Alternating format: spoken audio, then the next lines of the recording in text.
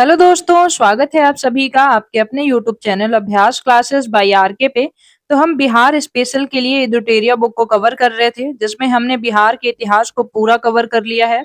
आप एक बार previous video को जाके जरूर चेक कर लीजिएगा। और अभी हमने स्टार्ट किया है बिहार के भूगोल को, जिसमें हमने बिहार के भौतिक विभाजन को कल की वीडियो में पूरा कवर कर लिया है। और आज हम बिहार के की जलवायु और बिहार की नदियां इन सबको कवर करेंगे। तो वीडियो में अंत तक जरूर बने रहिएगा, क्योंकि अब हमारा एग्जाम बहुत दूर नहीं है, बहुत जल्दी होने वाला है। थोड़ी सी वीडियो की स्पीड फास्ट रहेगी। और आइए स्टार्ट करते हैं और देखते हैं बिहार की जलवायु। बिहार की जलवायु की अगर बात करें तो किसी क्षेत्र के दीर्घकालिक मौसम की औसत दशाओं दशाओं को जलवायु कहते हैं। बिहार की जलवायु उपोष्ण कटिबंधीय या मानसूनी जलवायु है। तो कैसी है बिहार की जलवायु? उपोष्ण कटिबंधीय मानसूनी जलवायु है।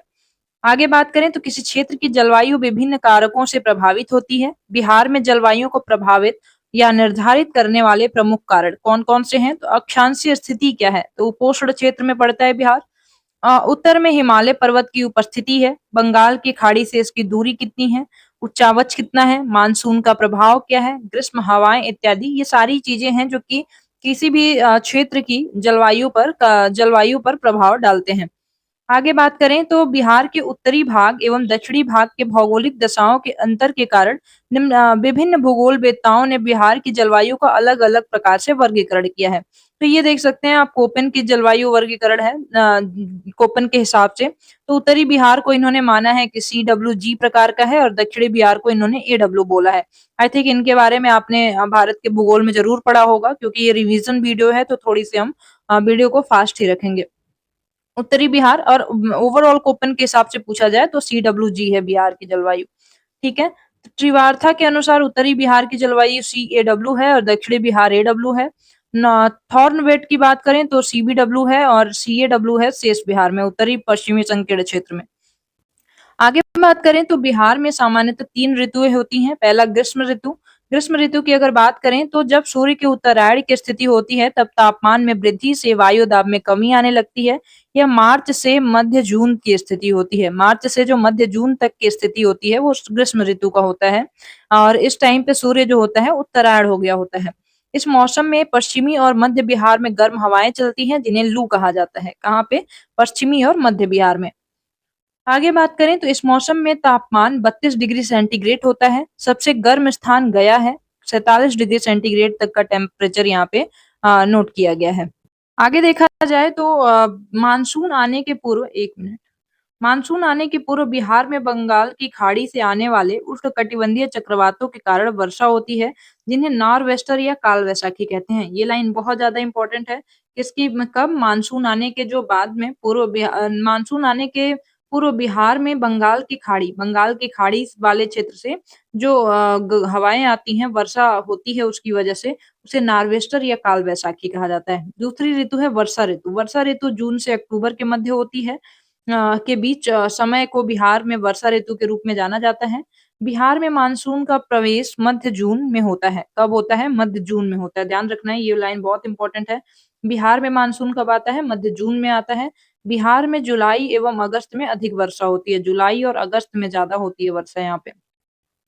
बिहार में औसत वर्षा 112 सेंटीमीटर होती है। वर्ष 2022-23 में सर्वाधिक वर्षा किशनगंज 215 सेंटीमीटर जिले में तथा सबसे कम वर्षा जहानाबाद में हुई थी। तो ये ध्यान रखना है, सबसे ज्यादा किशनगंज में और सबसे ज्यादा कम जहानाबाद में। बिहार में दक्षिणी पश्चिमी मानसून की बंगाल की खाड़ी की शाखा से सर्वाधिक वर्षा होती है। बिहार में उत्तरी भाग अधिक वर्षा प्राप्त करता है, जिसके कारण उत्तरी बिहार बाढ़ से तथा दक्षिणी बिहार का कुछ भाग सूखा से प्रभावित रहता है। तो ये ध्यान रखना है, कहाँ पे ज्यादा वर्षा मिलती है, कहाँ पे कम होता है, कौन सा क्षेत्र बाढ़ से पीड़ित है, जो कि उत्तरी बिहार है। इसको ध्यान रखना है। आगे जो तीसरा ऋतु है यहाँ पे शीत ऋतु है। शीत ऋतु की बात करें तो इसका काल जो होता है मध्य अक्टूबर से फरवरी माह के बीच का होता है। ये मानसून लौटते के समय बिहार में शीत ऋतु आरंभ हो जाती है। जब मानसून लौटना शुरू होता है तो शीत ऋतु बिहार में शुरू होती है। बिहार में दिसंबर एवं जनवरी माह सर्वाधिक ठंडक वाला होता है। सर्वाधिक ठंडा जिला भी गया है। सबसे गर्म जिला भी गया था, ठंडा जिला भी गया है। दिसंबर जनवरी माह में भूमध्य सागर से आने वाले शीतोष्ण जल चक्रवात के कारण पश्चिमी एवं मध्य बिहार में हल्की वर्षा होती है।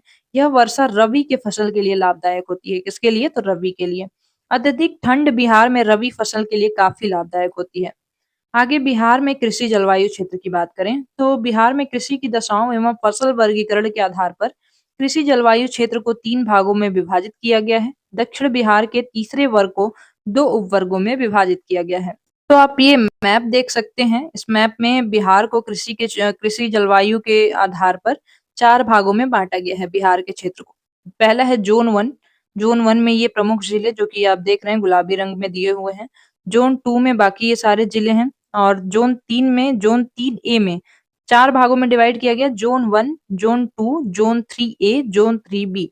Zone 1, zone 2, zone 3 A and zone 3 B. तो ये सारे जिले हैं जिनको 4 भागों में विभाजित किया गया है बिहार में। किसके बेसिस पे? तो कृषि जलवायु के क्षेत्र के बेसिस पे।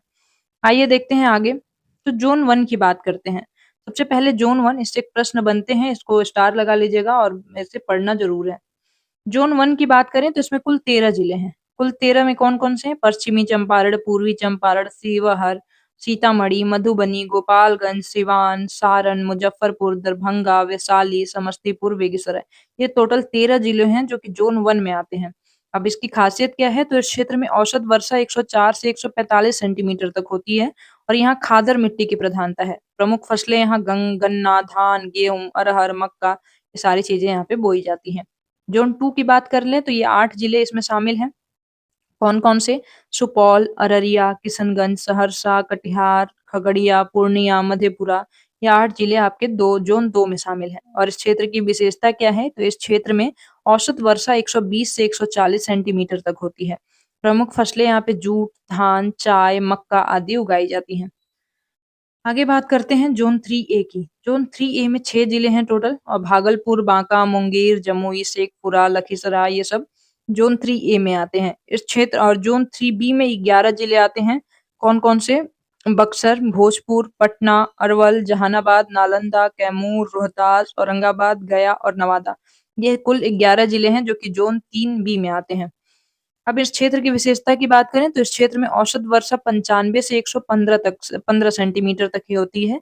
यह बांगर मिट्टी की प्रधानता है यहाँ पे और प्रमुख फसलें यहाँ पे गेहूँ, दाल, अरहर, चना आदि उगाई जाती हैं। तो इस वीडियो में हमने बिहार की जलवायु को पूरा कवर कर लिया है। अब हम बिहार में अपवाह तंत्र को देखेंगे, बिहार की नदियों को देखेंगे अगली वीडियो में। तो अगली वीडियो भी ज़रूर देखिएगा, बहुत ज़्यादा इम्पोर्टेंट है।